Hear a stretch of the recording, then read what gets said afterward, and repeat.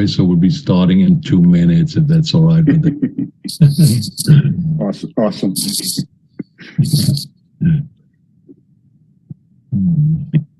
Starting with this. Can you see something on the screen? Yes. Excellent. I hope you see the beautiful picture. Yes, the lucky guy in the crane. Brilliant. Yeah, that's actually in Pebble Beach. That is one of my favorite pictures, with all due respect, taken by my ex-wife.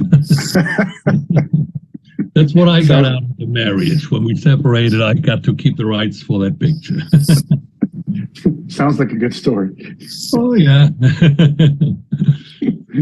All right, so let me start my video. Let me start if everybody else is in here.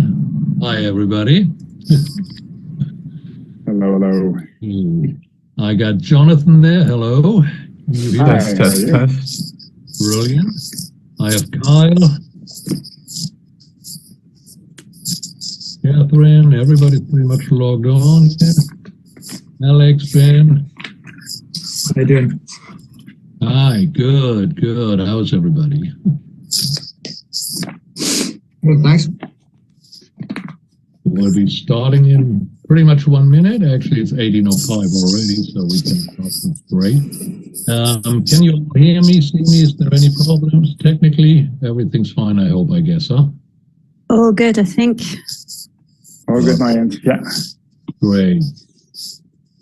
Okay, so thank you all very much. First of all, this is going to be about an hour and a half with ample room for Q&A.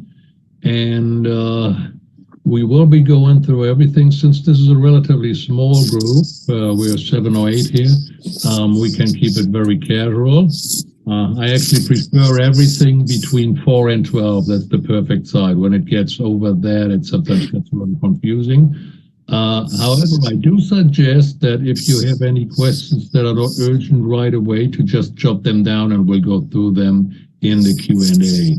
On the other hand, if it's very important for the understanding, or maybe I said something wrong, don't hesitate, just shout in there, because this is a small, fine group, just like I said. Great. Okay. So I will never learn to click 3 times and then 1 time, so I clicked 4 times. That's why I have to go back 1 screen. All right. It's the agenda for today and for the whole 4 sessions for the ones who have booked the whole seminar. Right ahead, if you have just booked this one and you are still considering getting the whole one, contact me first, because you will get a better price then, and we will not make you pay twice for anything. So there's a few who have only like a ticket for 1 or 2 of the events. So it's all open and we can handle everything. So I don't want anybody to be the slightest bit unhappy, because this is the first one for this year. It's the last one in the form we've had it like this. It's going to be probably a lot more expensive, but regardless of that, none of you will have to pay anything more, considering you even like it, unless you're just happy that it's over. But we'll see that at the end of this. All right, so there's a lot of things to talk about. Basically, there's huge changes over especially the last 3 years. And of course, the big culprit, or the big, at first everybody thought it was the big great thing, are the streamers. It's a lot more complex than just that, so we'll be going through that, through the changes that happen and what that does mean, especially for the independents in our area. We'll be talking about ways to finance your film, starting from grants that can be anywhere up from $500 up to 20 or 70,000.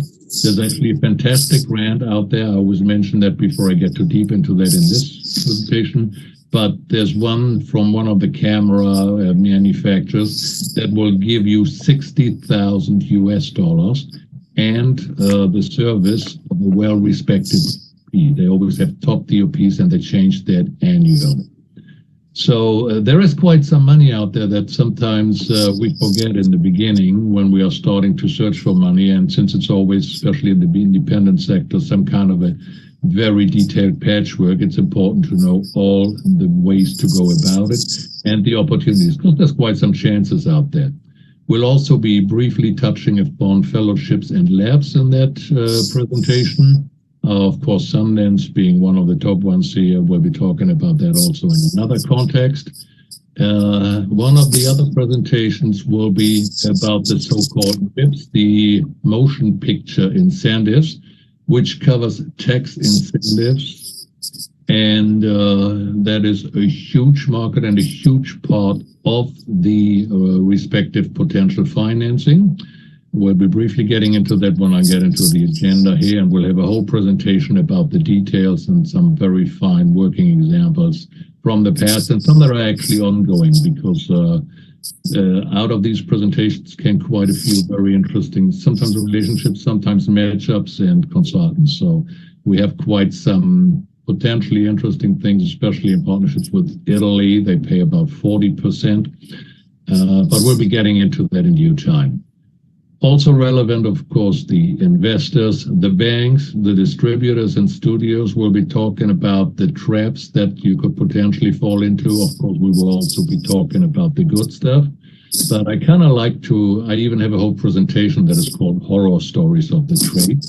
If you're aware of what can happen, you'll be in better shape to avoid all the horrible stories that you might have heard, that you will be hearing of, and you might even have experienced yourself.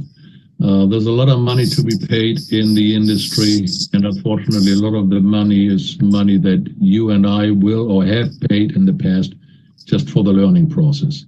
However, if you're properly prepared, you can avoid a lot of that, and that's why it's actually great, and I'm grateful you're here too, because you will be surprised how many, I don't really want to call it stupid questions, but basically most of them are, or stupid questions, or silly questions I get asked all the time by people who are really great at their jobs, good in the industry, but a lot of people do forget that there is a reason why it's called film business.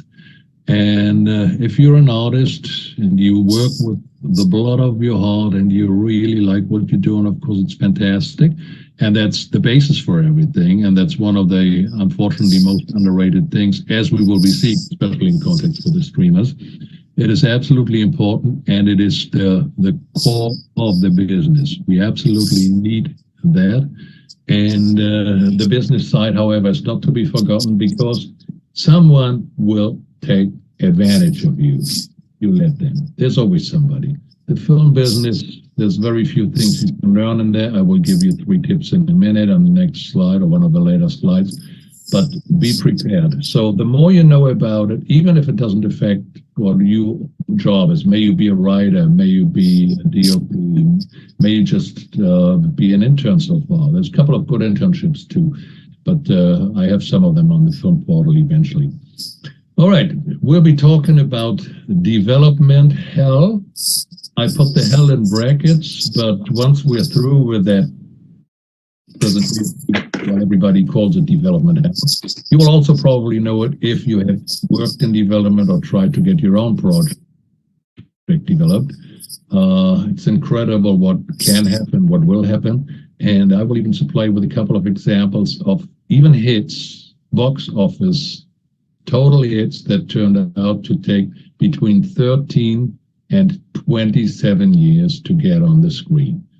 So just because you have a great script doesn't mean, even if it's greenlit today, doesn't mean that it will be out in a year or two. But like I said, again, don't let me distract you. I like to spread the horror, but there's a lot of good stories, and if you know what to do, we'll be seeing that.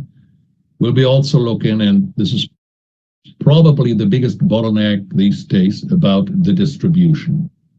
Distribution from anywhere, from forwalling, which basically means you rent a cinema, you collect the entrance fees, you deduct, of course, what you have to pay for that, over any kind of self-distribution. That, of course, is, first of all, I'm not going to say it's easier, but it's more accessible thanks to the internet and over what happened in the last few years, up to studio distribution, which is, if you get the right contracts, if you have the right standing, the right power, and the right attorney, the dream scenario, because of the studio puts the power behind your project, that is definitely the biggest market reach you can potentially get at this stage. We'll be talking about my favorite topic, actually, Hollywood accounting. That warrants a whole presentation by itself. And that will explain you quite some drastic examples. I will tell you briefly in the agenda for the respective presentations here. And the current, probably formally most important discussion point, of course, in connection with the strike, which was definitely absolutely necessary in that case, about AI and Hollywood. Okay, let us look into that.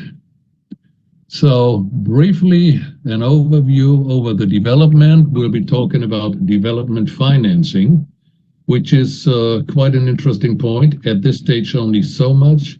Development financing brings your project right to pre-production. It might be very interesting for some investors because, first of all, they get their money back on the days of principal shooting, the first day of principal photography, and can then potentially either come in with a further investment for the film financing, but they do not have the film financing and production risk. So there's a lot of things to be weighed there, and you will definitely need some money for that. It's also interesting from an investor side.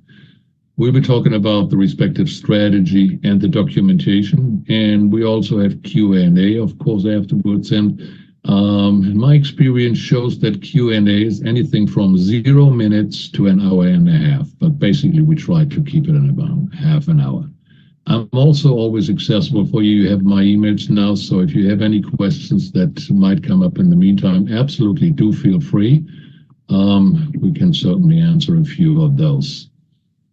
We will then have here the agenda for the movie production incentives. We will be talking about how they work, the types of incentives. Like I said before, it can be tax incentives, it can be tax credits, it can be that somebody, especially some film commission, gives you the locations or hotels that come in there and give you room and board. There's quite a lot there that would certainly either make it easier to fully finance your film or add production value if you get additional money that you can spend. There are, of course, a lot of things to be considered, especially if you're shooting in another location. But we'll be talking about all of that and about the potential percentages. You can actually raise up to 54, 56% in the perfect case of shooting in a location that offers you the local tax credits, the one that are even more specific for the region. You sometimes get extra money.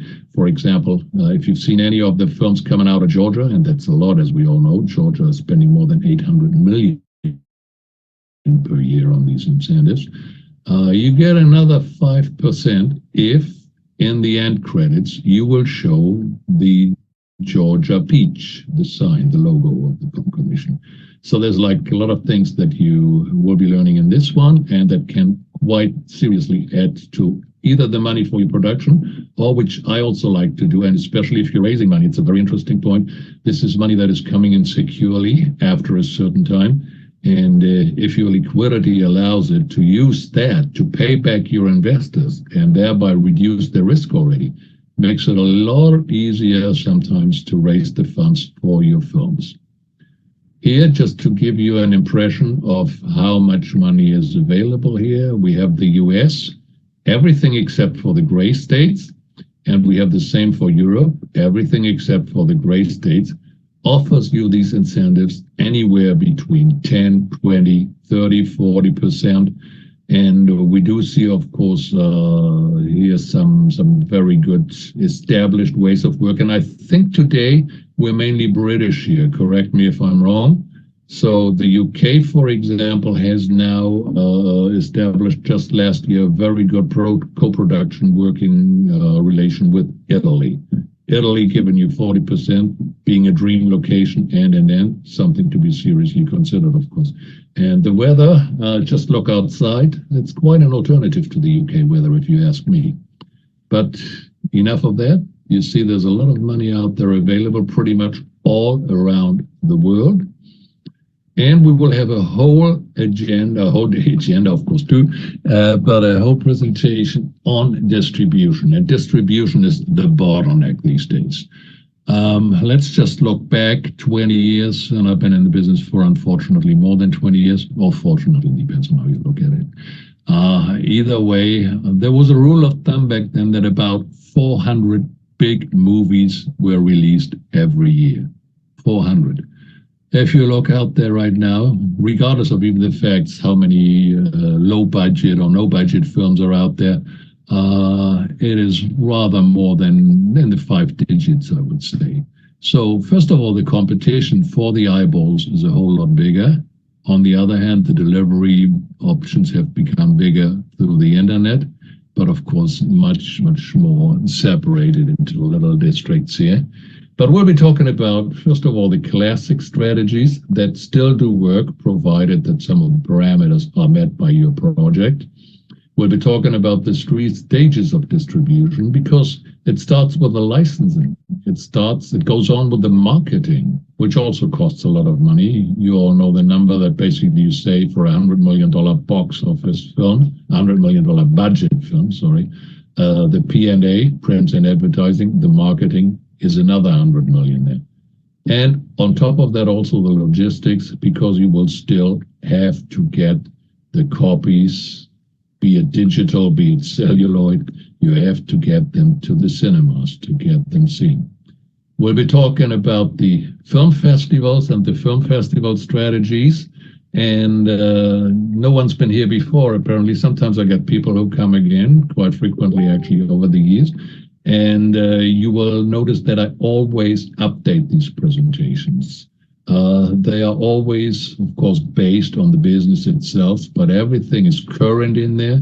Numbers are being updated, developments, and as you can imagine, I have never had as many changes as over the last 3 years.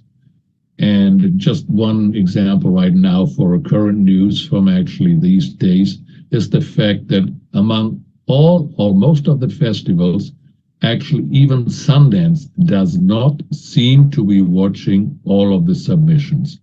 You're still paying your $80, but it looks like it, and it's a little bit vague and unconfirmed, and I don't want to say it categorically, but it certainly does look that a lot of these movies are not being watched. Of course, you can imagine they get, I think, 40 to 50,000 submissions, so it's hard to go through that. But if you charge, you got to do that. That actually just came out these days. We'll also be talking about that and how to avoid it, what festivals to consider. Because just as a little side note right now, I have especially one guy in my network, and he has, I think, about 20, 30, 40, 50 festival wins. However, it's actually detrimental to selling that film if he goes out with that, because if those festivals are either not very important or online festivals where you basically just pay and get some title, it does not lend credibility to your film. It's just the opposite. So there's a few things that I see happening all the time. Another one is, for example, if you take comparables, if you take films that you compare yours to, if you want to sell it, everybody who's in horror just mentions Blair Witch Project. You can kind of mention it, but don't make it a comparable, because you have to cut off the tops and the lows somewhere to be credible. Same goes for the festivals and for the markets. I'm a regular attendant in Cannes for 2 decades actually by now almost, yeah, and the American film market especially.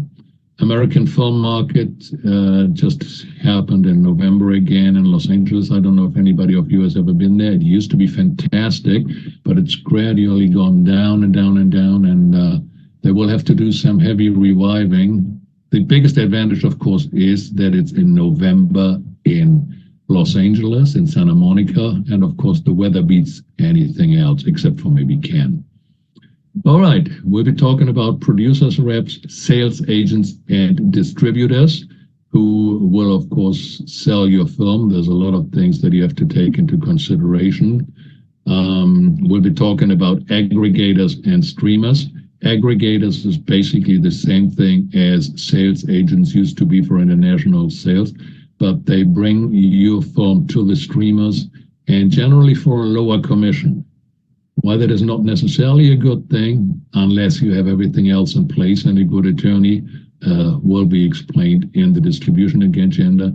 Distribution is the biggest problem from the start, because also a lot of the investment proposals that are out there do not have a distribution plan. And if you do not have that, that is actually how the investors are making their money back, potentially and hopefully. If you don't have that, it's going to be very hard for you.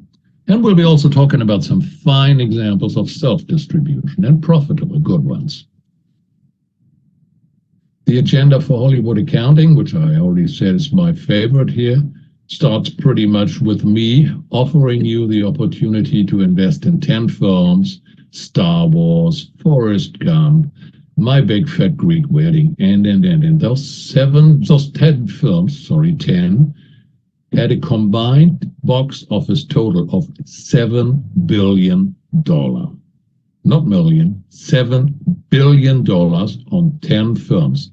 However, none of those films has made a single cent of profit. That goes towards the net points versus the gross points. Basically, if you are participating, if you have any kind of profit participation, you will, with net points, basically get nothing. How that happens, why it's even legal, and how to avoid that is part of this. I'll also be showing you three profitable structures. But just one example, I'm in Bristol right now, actually.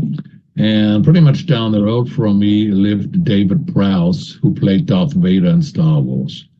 Unfortunately, he died about 2 years ago, and he never made, even though he had 5% of the net profits, unfortunately, but 5% of the profits of Star Wars, Return of the Jedi, never saw a single cent. How all of that works, why it's legal, how it's legal, and how to potentially avoid that is all part of that process in Hollywood accounting. And we will also be going through a very good explanation here, seeing and telling you, first of all, in the first line, the revenue streams, where the money is coming in, then how it's going to be distributed. This is the waterfall, which is the most important point for anybody who wants to profit from a film.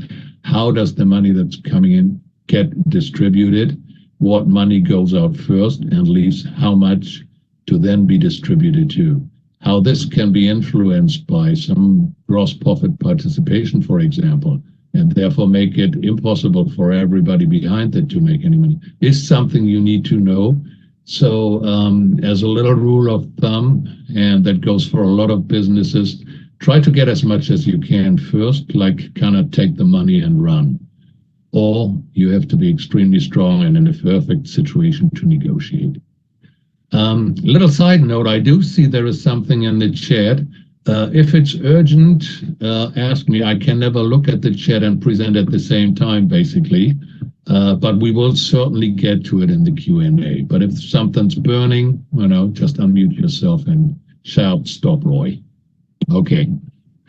Other than that, we come to one of my favorite slides briefly. It's very short, but I think it's kind of important to know. At least that's my experience.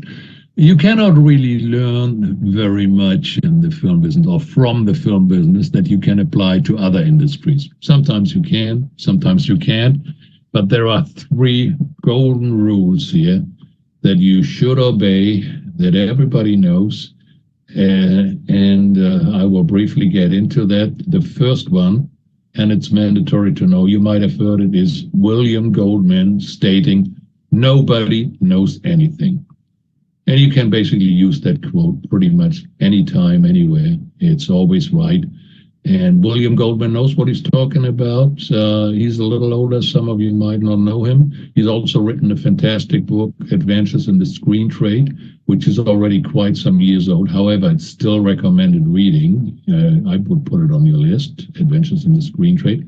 He did win 2 Academy Awards, one for Butch Cassidy and Sundance Kid, the other one for All the President's Men. Also wrote Mystery and a bunch of great movies. So he knows something, but nobody knows anything. I'll jump down to the third one, which I'll present as the second one, which is basically, what's your motivation? I'm not quite sure. I think it's from Stella Adler's School of Acting, or the Actors Studio. I will still have to look that up. I'll find out somewhere, but I came across it, and it's basically the perfect negotiation strategy. One of the most important points. What's your motivation? Of course, in this case, in this context, it's generally the director trying to lure out of the actor the feelings. What's his motivation to do that? Why? Hand in hand. In this case, and in our case on the business side, it's a little different.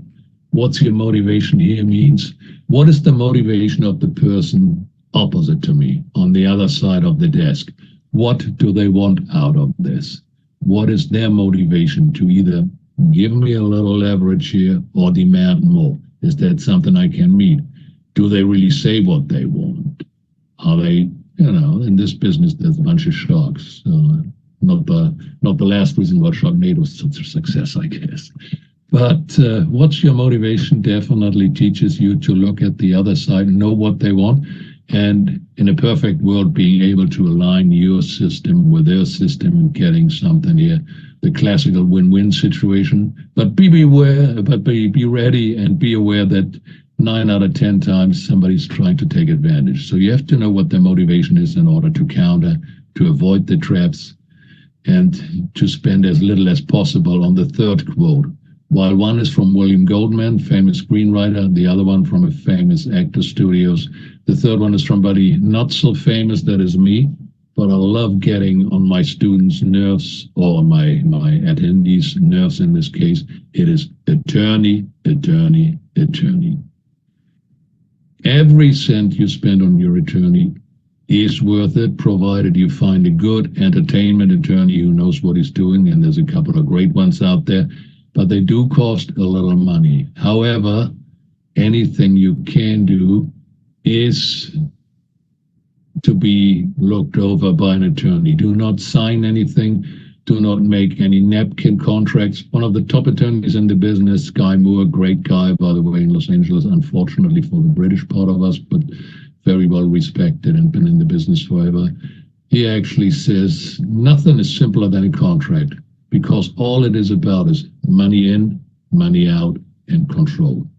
And that basically limits it. I mean, that can still be a couple of, almost 100 pages. It depends on what you're negotiating. There's actually a distribution contract I had to look over the other day with 37 sides just of pages, just of explanations. So it goes in and out. But do hire an attorney ASAP, as soon as you can. The money you spend there will be money well spent and money saved in the long run. If you're just going out there signing whatever is put in front of you, you're 99% likely to get, what's the nice way of saying screwed over? I don't know, screwed over, I guess. So attorney, attorney, attorney. What now is the situation in the market? How has it changed? Let's just look back to 2019 pretty much, where China was the second largest market, basically coming up almost to the US market back then. The box office revenue was $8.9 billion, and the compound annual growth in China, it was basically growing year by year for about 9%. The biggest film market was still the US. The box office back then was $11.38 billion. Going towards 12, 13 billion for the next year when COVID hit. Interesting fact on the side, China has twice as many screens as the US. The highest grossing movie in 2019, Avengers Endgame, $2.8 billion. Box office revenue was at that stage continued to grow up to $50 billion. Just keep the 50 billion in mind a little bit. It's kind of gives you a feeling for scale later on. 50 billion by the end of 2020, which of course didn't happen thanks to COVID. But including TV, streaming, VOD, and so on, it's a $280 billion world market. And then COVID hit. The European box office dropped 7.5 billion, minus 70%. The US box office dropped 80%, and China was, not surprisingly, the first to recover. The status then was basically led to the fact that the box office worldwide was down by 80%, and major changes already started being implemented. Warner Brothers, for example, said we're not going to go theatrical at all. All of their projects had a day-and-date release, which basically means that on the same day and on the same date, the movies go out in all kinds of distributions, be it now the video on demand, or the subscription if you have your streamer system or the subscription service, or in the cinema if it does. But of course, there were basically no cinema releases. Netflix broke 200 million subscribers.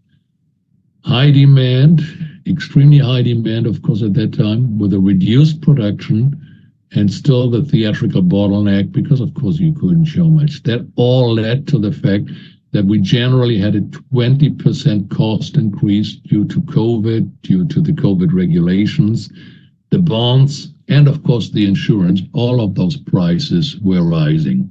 So it was an extremely tough situation on the market that we're actually still recovering from, even though a lot of things have changed and there were actually some positive developments too.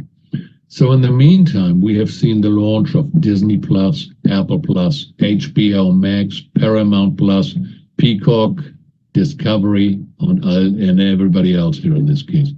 The 90-day theatrical window, and if you went to film school or if you've been out there for a while, you know, it used to be like 3 months till any movie came out of the theaters before it got shown anywhere else, be it pay TV, be it DVD release, whatever at that time. Disney completed its acquisition of 20th Century Fox. So basically one studio bought another studio. Higher concentration, less competition. Disney Plus made some of their hit films available day and date. You will remember that back then. And HBO Max did the same, everything day and date. So everything was basically brought onto the streamers. And of course, with a good purpose, because if we have the right projects out there, that will guarantee you either more subscriptions or more viewers. And there was quite a fantastic growth over not only that period, but over the last 3 years, basically. One of the last points in the changes here at this stage was, of course, Amazon's purchase of MGM for $8.5 billion. A lot of people said, and if you just look at it from the old economic statutes and from the film business point and from the library value, said it's overpaid. Amazon, of course, has totally different economics out there. We're going a little bit more into detail a little later here, but basically just let me quote Jeff Bezos here, who said he doesn't really care about making any money with that or what kind of movies he does or anything else, because everybody who's watching that basically means to him that he will be able to sell more shoes via the internet.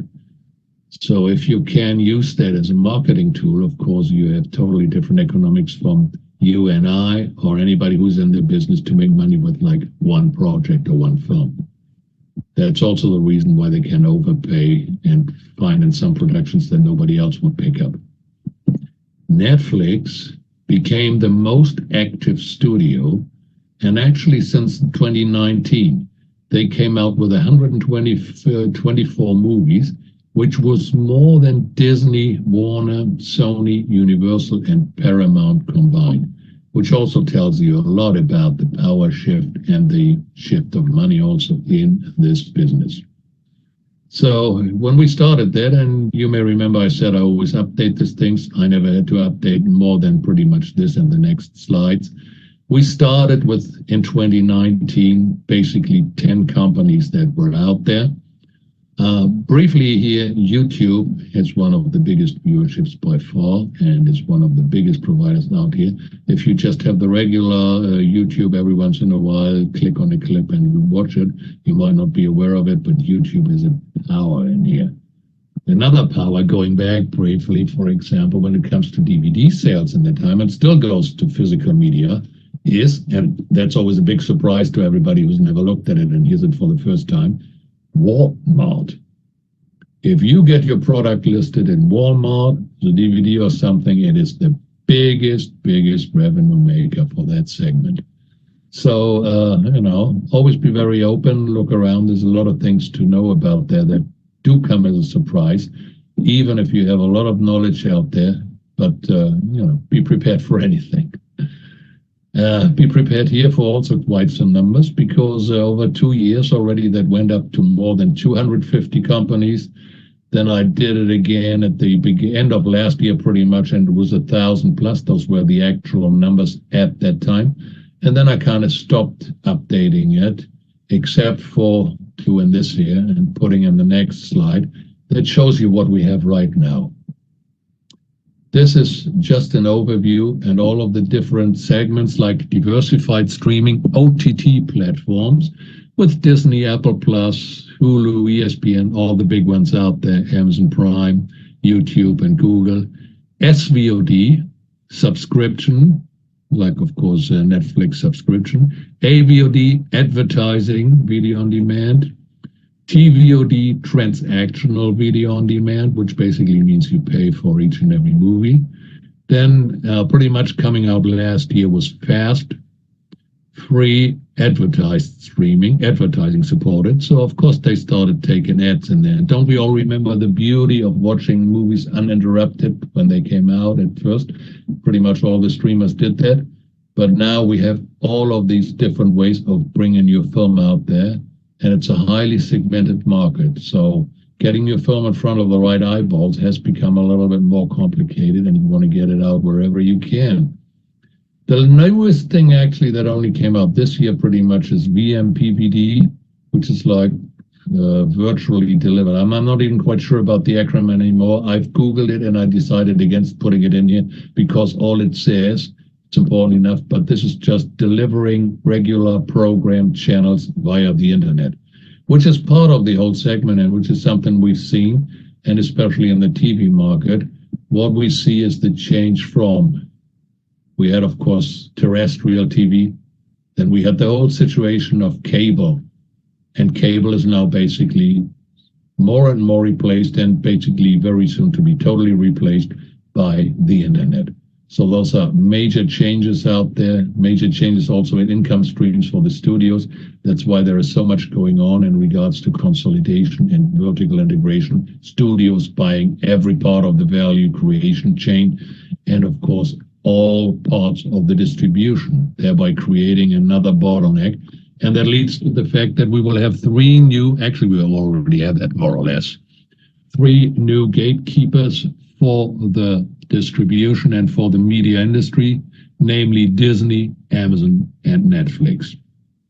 They grow extremely strong through acquisitions. I will show you some on the next slide here. They use their increased power to disadvantage competitors, and they certainly have that. We have a situation here that is almost not quite as bad, but as the second industrial revolution. Monopolies are not yet being formed, and of course, fortunately, there is enough resistance and some serious lawmaking going on. But there are some almost semi-monopolies on the way, and especially if this doesn't stop or any kind of these contracts do get through, it'll be even harder for the creators in this business. Because the prices have also been raised for the consumers.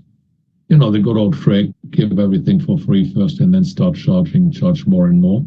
And much worse for the creators in this business, they've been pushing down the wages, and that also includes the residuals, and all of that, of course, led to the strike, which was extremely important. I would say semi-successful. Let's not forget that the streamers had different economics and different rules. They had to pay a whole lot less residuals. So, of course, for them, it does make sense to kind of just exploit their films on some kind of a distribution way that reduces the money they have to pay out to partners. Disney has been massively acquiring other companies, also, on the other hand, reducing the film output, which is also bad as in regards to demand for the creators in this business. They have been shutting down competing studios. As you will see, they bought 20th Century, limiting independent content distribution. You know, you used to be able to hire the studio distribution arm and basically have them distribute your film for a lower distribution fee. You then still had to take care of the P&A, the print and advertising and the marketing. And they never put the same amount of power into marketing your films compared to their own. But the terms were very favorable. You could get 12.5 to 17.5% of commissions that you had to pay, as opposed to 30 to 35 that you have to pay otherwise. So it's a mixed decision there. However, the competition is always the one that gets treated worse, of course, and the conflict of interest is pretty big there. They have limited the independent content distribution and controlled the labor market. If you take a look at how big they are, they also demanded creators to relinquish financial participation in future revenue. What that basically means, and that's not only Disney, that's one of the most important things that surprisingly a lot of people don't seem to know yet. Streamers do not let you profit from the success of your film. They pay you. They generally demand all rights in perpetuity. Perpetuity basically means nothing else than forever, which means you're not even owning your own films eventually. You can just create them, sell them. You're basically being turned into a service provider. They will allow for a profit in the beginning. They will, or at least they used to finance, so you had several troubles less and were still able to make some good money, but you would never participate in the profit. The worst example, of course, is the Korean Squid Game example that generated about $900 million and never got a single cent over the first price. I think they were bought for $40 million. Don't quote me on that. I'll have to double check. So the problem here is, of course, just like with Amazon, they have an extreme way of anti-competitive behavior. They have a strong vertical integration, which basically means that they can create income from all parts of the creation and exploitations of your project. And they also leverage their position to underpay the writers. And the writers next to the stuntmen are probably, especially the writers, the most important people in the business and the worst paid, who have the worst position of strength to negotiate from. So streaming video is the dominant distribution platform, but it's largely unregulated so far, even though regulation is now coming into place. And it's leading to these extreme situations that it's really next to impossible to get your film distributed with the big ones right now. To give you an idea, remember I told you keep the $50 billion box office overall annually in mind as this kind of a for scale, comparison for scale. So Disney bought ABC in 1995. Before that, studios weren't even allowed to own television stations because back then it was already known that too much concentrations on the outlet and the distributions leads to less competitions and worse situations for the consumers. However, when that was abolished, $19 billion back then in 95, which is in today's dollars probably more like 50 billion, was spent for ABC. They bought Pixar for 7.4 billion, Marvel Studios, which was basically an excellent buy. Let's not look at the last year's box office, though. Of course, that's been disappointing right now, but still quite a good investment. And what's I'm always surprised to hear that they bought Lucasfilm for $4 billion. 21st Century Fox was now the other studio that was acquired, $71.3 billion, and they more or less shut that studio down, which of course again leads to a higher concentration and less competition. Amazon in the same time frame, pretty much 10 years later, started in 2006. The studios were founded in 2010. Fire TV came out as a very, very clever marketing ploy at that time in 2014. The Amazon channels were added, previous the free station of them, and that all ends up in the acquisition of MGM for $8.5 billion. If you just look at the library value, they do, of course, have the Bond franchise, and they do have a couple of other films in there. but it was grossly overpaid by economic standards, just looking at the movie business. However, if you have the synergy effects that really come to carry here now with Amazon, for example, then you're able to overpay and pay more than everybody else who is in that actual industry, because you benefit in another way. He benefits with, simply said, more shoes being sold here.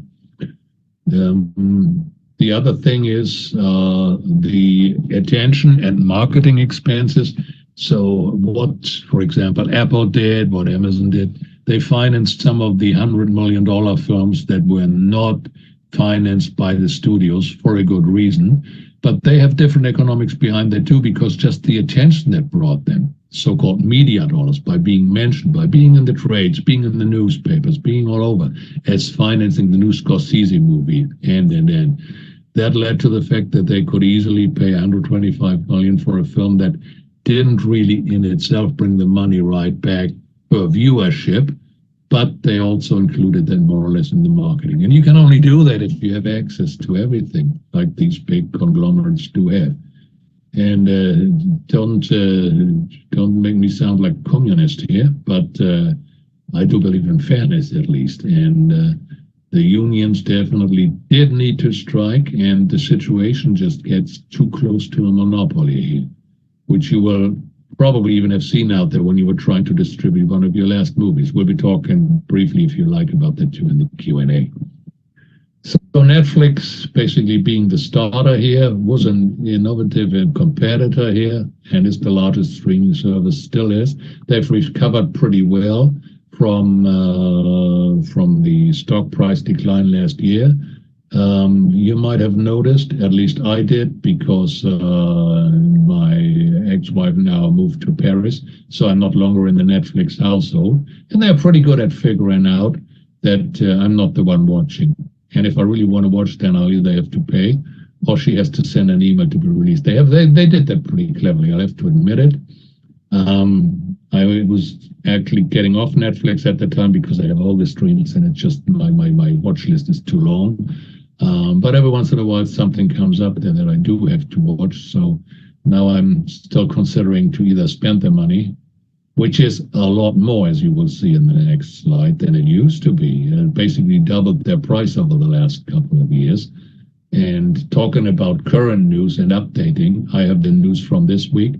There's another $3 you will have to pay unless you will accept the advertising. So they're bringing advertising in, something they never wanted to do. They raised the prices, and that is, of course, all to the detriment of the consumer. None of that profits the artists that are actually already getting less money and will not be getting any more. So you have to be aware of the power play in this industry. It has changed greatly. So the independent producers are pretty much excluded. The writers are being underpaid. And of course, they're doing everything here to strengthen their position. Just look at the price changes here. You know, this is not even a month old here. And it doesn't even include the $3 that they've raised the price right now if you want to watch without ads. It's down here at the Prime subscription, okay? And interestingly enough, Netflix boosts a viewership of 200 million plus. Amazon, it's basically a giveaway here for everybody who pays in order not to pay the shipping charges for Amazon. But if you cook that down from the 400 million people that have access, it is at least as big as Netflix. That's also something that's important to be kept in mind. So as you see, the streamers have economics that are totally different from, first of all, what we used to be, what we used to have, sometimes what we can even match up with. So we have to be aware of the position of strength, of what's your motivation. What do the streamers want? They want to pay as little as possible and exploit as heavily as possible. They are monopolizing the distribution bottleneck, so that's why the distribution part of this seminar series will also be very interesting for you if you have anything out there.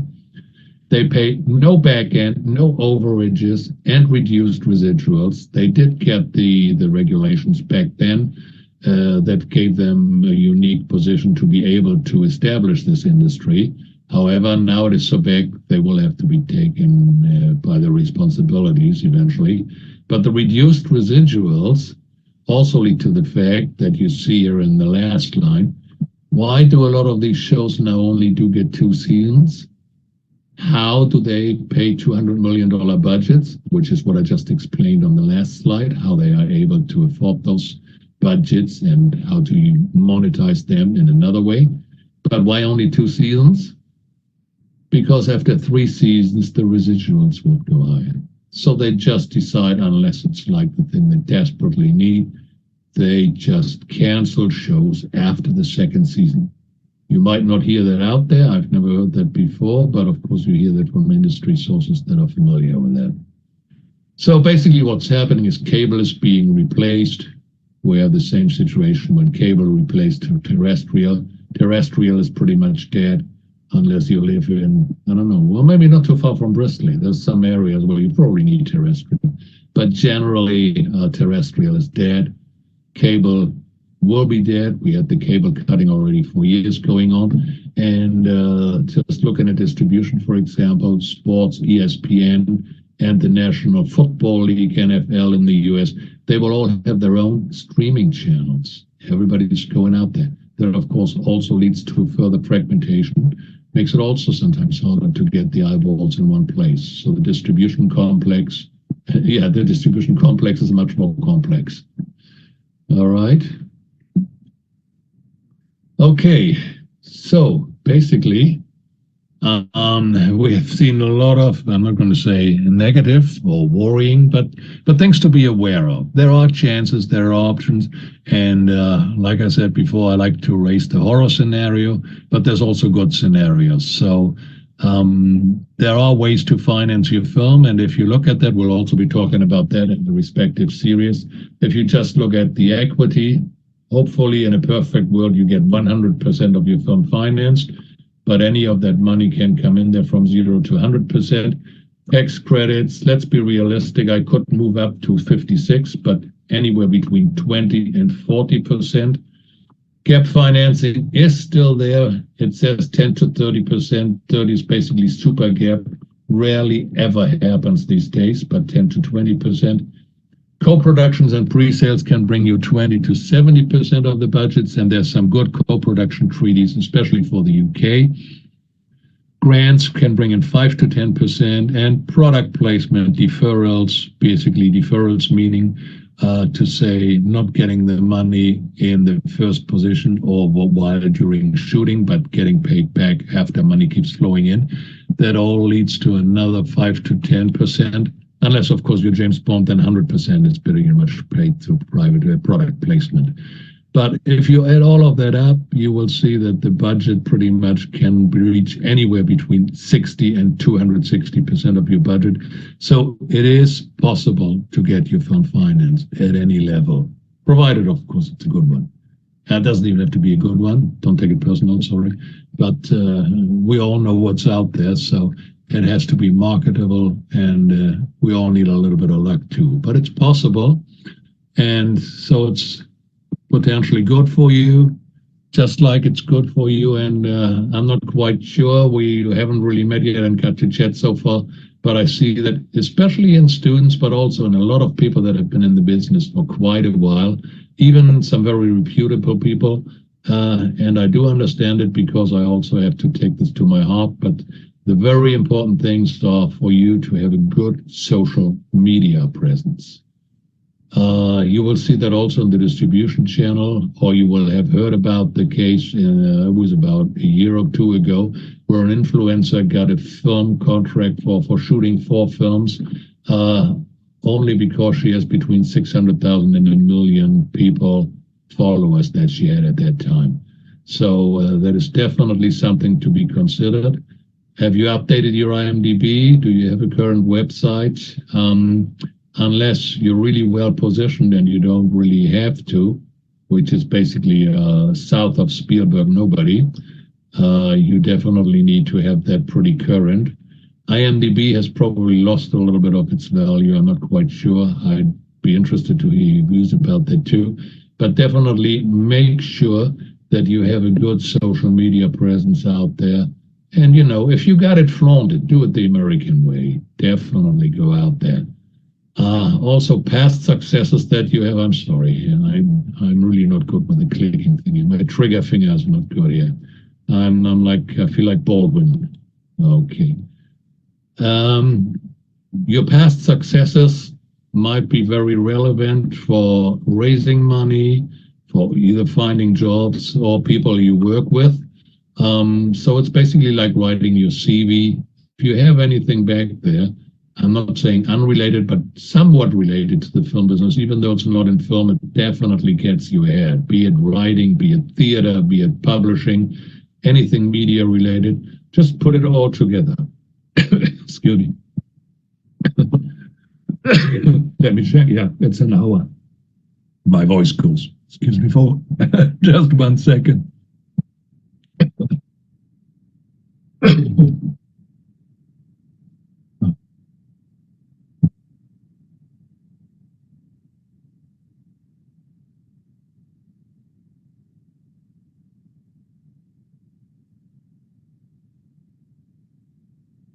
Apologies.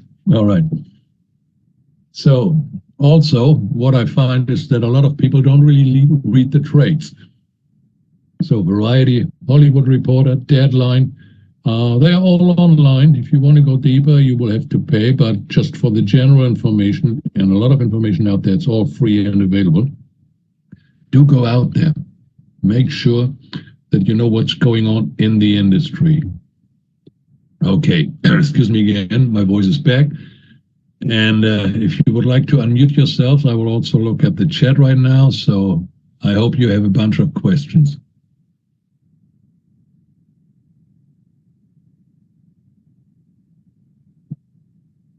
Hello. Hello, Roy. Hi. Hey, how are you doing? Thanks for the presentation.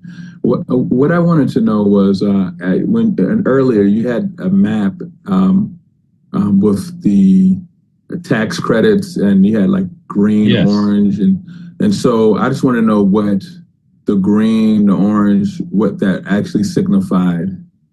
Green and orange was just a separation in the states here.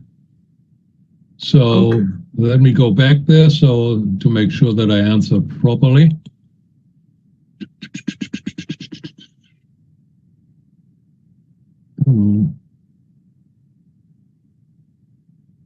There we are. Right, because I was seeing like non-transferable, non-refundable tax credit. Oh yeah, we'll be talking about that too, which is actually important. If they are non-transferable and you have no income in that state, basically, those tax credits would be useless for you. But if they are transferable, you can sell them. And there are brokers, banks, and people that deal with that and that then basically discount your tax credit and give you the cash so you can already utilize the money for your production. Okay. So like, let's say you're shooting in Colorado and you get tax credits for Colorado corporations, but you don't have a company there because you're coming out of Los Angeles or the UK or anywhere. So the tax credits, if they then just apply for people in Colorado, you will have to sell it to somebody who has a tax burden there. Okay. But that's a whole topic in itself, and we'll be talking about it. It's all doable, and it's still good money coming in for almost free. Got it. Thank you. Great. And I did see just in the chat that apparently there were some noises. I didn't hear anything there. I hope it doesn't bother you too much. So, where is everybody? Hello? Hi. Hi. Yes? Yeah, I had a question. I mean, it's a lot of information to dig through. And thank you for the presentation. It's really, really helpful to give an overview of. Can you hear me? I'm sorry. Can you repeat the question? Yes. Sorry. Can you read me? Can you hear me properly? Yeah, now it's good. Sorry, my interference. Thank you for the overview of all the wonderful data and sort of how the industry is put together. My question is a little bit like with all of the really big, behemoths of like streamers and Netflix and Disney. What are the almost like the ways to get in through if you come from an indie background or if you come from a slightly lower, say a million. Don't call it lower. We're better. I like to think so too, but no, I hear you. Just to end on a positive note, like what is the can you lift up the veil a little bit of what are the entry points for if you have a good script and a good indie film or even finished film like I do? How do you go about it? Right. I don't know if the streamers read the Bible or something when they came up with it, but the rule of thumb is you have to come through an anointed person, which basically means you will have to approach them to somebody who has a working relationship with them. When it comes, are we talking distribution now or producing? No, in my case, distribution. So yeah, it's a finished product, and then you're going through all the festivals and attracting those anointed persons, basically. Right. Well, of course, there's you will have to work with somebody who's worked with them in the past, or you will have to be introduced. One of the best things is through an attorney, which brings us back to, and I haven't said it often enough today, attorney. So if you have that or somebody who's worked with them and can make the introduction, that can work. Also, of course, if you have a sales agent that handles your film and does have the respective connections, that will work. But you will always, you can't just ring the doorbell and drop something there. That doesn't work with them at all. And they really expect you to be so, and I don't know why that name came through, but it's anointed person is the key word. I like the King Arthur reference on that one. Yeah, right. Yeah, we're all fighters, more or less, huh? Yeah, no, absolutely. And just a follow-up question, and then I won't hog the mic anymore. But it's like to find those people, like you said, through a media attorney is one. But is festivals a good place to, whether it's on the distribution end or actually the financing, the pre-financing end? Is that a good way to find those people? Yeah, it depends on the festival, but generally yes. And I mean, I've been going to Cannes forever, and it's just a great meeting point. But of course, it's also a lot of money. You have to be very targeted. But it's definitely, if you have a good project, Cannes is number one. Berlin is coming up in February. I'm personally not a big fan of Berlin, but I was born in Germany, raised in the US, so I'm a little biased or whatever. But the fact is that Berlin does get damn cold in February, and it's spread out. It's everywhere. But if you have a project, it's definitely worth it because they have the EFM, the European Film Market. They used to be in July, and then they put it in February because they wanted to be before Cannes, and that was apparently a good business decision. So the market out there is valuable. Yes. Yeah. Perfect. Thank you so much. No, absolutely. Where are you located, Jonathan? I'm in Amsterdam. Oh, lovely. Okay, great. Yeah. Don't get me started about the weather, though. So. Oh, yeah. I've lived in Hamburg. I've lived in. I spent some time in Amsterdam, not too much, but I've lived in major parts, and I'm actually in Bristol in the UK now. So, weather-wise, you can show off with Amsterdam to me. All right. Thank you. Anybody else? The floor is all yours, Jonathan, I guess. Anybody else? Any questions?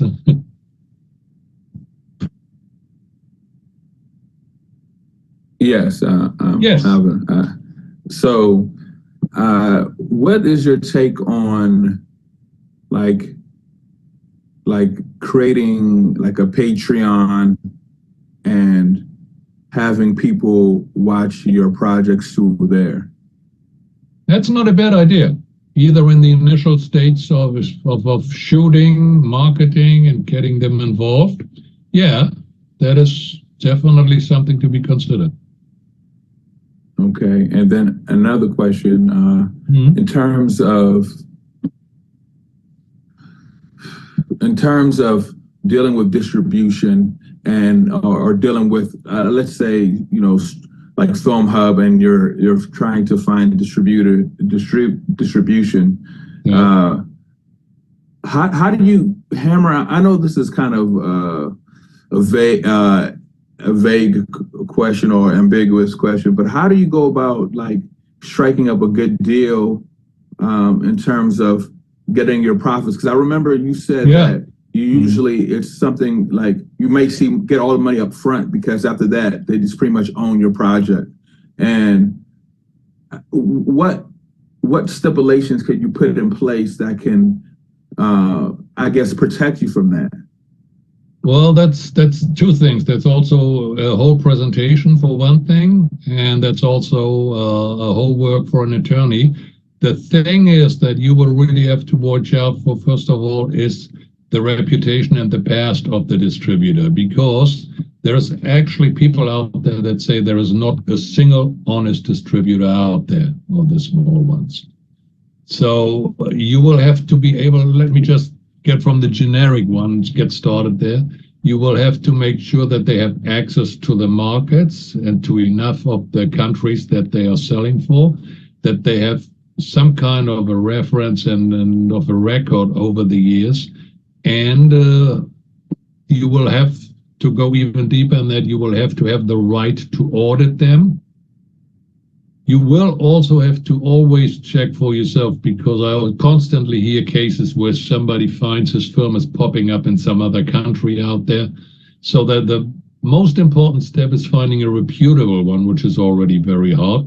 And then you still have to check and double check and also put a lot of work into that on the side. So if you just sell it and just wait for them to send you the whatever month or 3 monthly reports, you're highly likely not to see anything, because also the important other things, and we'll be getting more into that in detail because it takes much more, but just to bring it out right now and answer your question correctly and in depth enough, you will have to make very sure how the expenses are being paid for or deducted.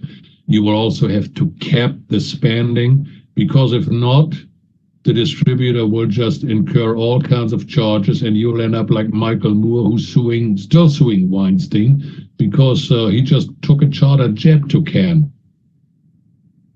So if the distributor can basically has no cap on the expenses for the marketing, he can't spend the money widely and just spend enough and have a great life at the festival circus, and spend so much that you'll never see a profit, to say it on a very simple basis. One of the best ways to go about it is this like, for example, there's this, if you ever find a distributor that you're looking at, do some due diligence, do the Google search, and even better than that, ask them for the successful films they've had. And also, if you go on IMDb, for example, and see what else they've distributed, and contact the producers, send them something out, because if somebody really has an awful and bad experience, they will certainly be happy to tell you about it. Thank you. So that's a little vague right now, of course, but it's such a complex topic that I hope I did answer a little bit. Please ask more if you want to, but it's definitely a lot of things to be considered, and very important, because otherwise you will never see a single cent.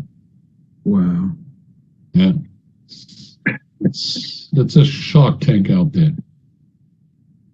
It's a great question, Abdul. Thank you for asking it. Just the cap on spending. I mean, I have it in big capital red letters on my sheet. Yeah. Right now. Oh yeah. Thank you. And put an exclamation mark behind it while you're at it. Hey, Jonathan, I really love the side lighting on your profile, man. It's pretty dope. Oh, thanks, man. Yeah, I agree. I have the worst lighting here, but that's true. Thanks, Abdul. Are you You're welcome. Are you making a movie at the moment, or are you selling a movie? I am in the movie is in the process of post-production. I actually have I'm adding a few more scenes to the film, and but the majority of it's in post-production. and then I'm going to have it screened in LA on the 12th of April. So That's yeah. awesome.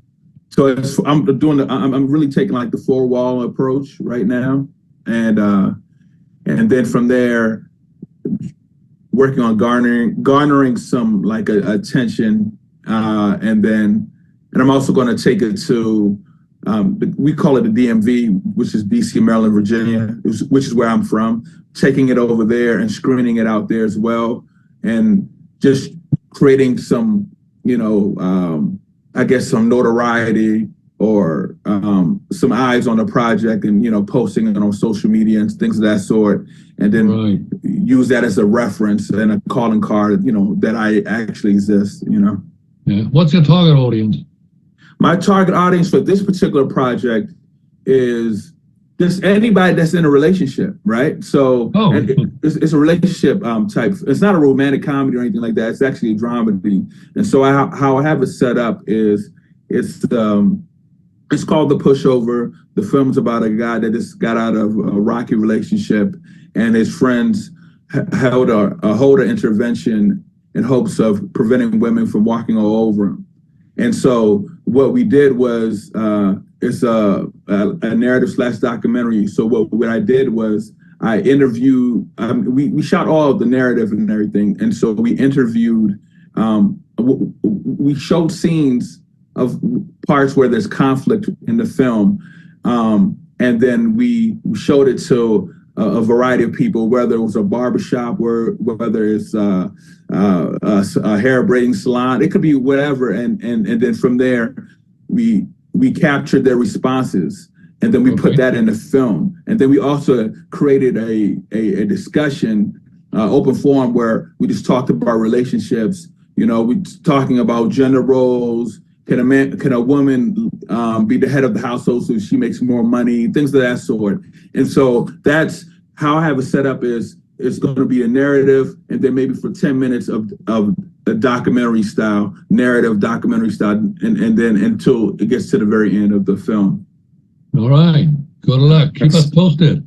That sounds really, really cool. Yeah. Thank you. Quite a target. That's not even a niche anymore, huh? We'll see how it turns out. Good luck, man. Thank you. All right. Anything else, ladies and gentlemen? I have one more question. Yes, please. Unless somebody who hasn't asked a question wants to go first. Nobody seems to raise hands or unmute, so it's all yours, Jonathan. All right, here we go. So I'm sitting on a feature-length documentary, which is completely done, post-production done. It's the theatrical mix is done, so it can literally go into any form of distribution it needs to.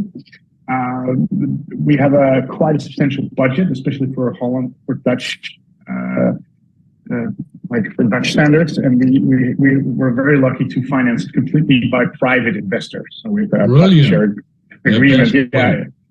Yeah, it was basically just getting a little money, make a trailer, sell the next part of the movie, make 20 minutes, make a trailer. And so we sort of scaled, which was a fantastic experience. But now basically we're having this wonderful film that's going nowhere. So the next step is finding a distribution or marketing company. And I'm willing to say, okay, we need about 3.2 million in recoup to pay the investments off. It's quite a lot of money. That's a huge part documentary. Yeah. I know. Yeah, we had our sights set high. But so now I'm thinking, getting a marketing distribution team involved, because it's good enough quality for worldwide release, I feel. And I'm not afraid to give away a big piece of the pie. I'm certainly not a marketing person or a distributor. So what would be, apart from recouping the expenses or actually having to pay off to investors, what would be something that would be a reasonable deal? Is that 30%? Is that 40%? Is that just 50-50 for something like this, where basically a distributor comes in cold? I'm not quite sure I got the question right, but basically you're trying to, probably, correct me if I'm wrong, get as much money as you can as quickly as you can. Is that about sum that up? Not really. I'm just trying to get it in as much to a big audience. That's the first motivation. Yeah. To the biggest audience possible. And if I can recoup the money and actually make some money, that's great. But I ultimately want this film to be seen and not be on a shelf somewhere. Yeah. It really depends on the film, but there's first of all, did you have a premiere yet? Have you shown it anywhere, or how far are you with it? Is it in No, we didn't. No, we had a short release for a specific audience online. It's basically a test audience, and then after the tests came back, we re-edited the movie, took about 40 minutes out, and just rejigged the whole thing. And now we're basically waiting for the official release. Yeah. What's the running time now? 1:40, 1 minute, 1 hour 40, including credits. 1:40. That's yeah. Well, if the topic warrants it, you might want to look at like people who've distributed movies. I can't think of any right now, but basically like in the realm of like what Michael Moore did, documentaries that have been highly successful because you have a high budget. You need something like that to get somebody like that. So what I would do is I would just try to come up with a list of more comparables in that case almost, and see who distributed them. Then approach distributors. It's shot in English, right? It's completely English. Yeah, it's international, shot across the world, but it's English spoken. Yeah. So any sale to a good TV station would, of course, be helpful if you could get anything out there. But still, with that budget, I mean, you'll be hard pressed to get more than 400,000, and that's already a very high number for a documentary, I guess. If you just have one territory, so you definitely, I would be looking into distributors that have experience with high-level documentaries. Yeah. I would also, of course, try and go to the markets. I think you're a little late for Cannes. But it's just went. Yeah, you could still go to the market and just get the market badge and be out there because everybody's in the Palais. So that's actually the most effective way of working if you have a viable project. So that's EFM that you mentioned. Sorry, EFM. Yes. EFM. Yeah, Berlin. Yeah, absolutely. Yeah. I would do. Do you have all the respective material? You have like trailer, pitch deck, and maybe some. The whole 9 yards. Yeah, everything's done. Yeah. Yeah, definitely go to Berlin and bring an extra warm coat. But exactly. Yeah, will have to be made. Yeah.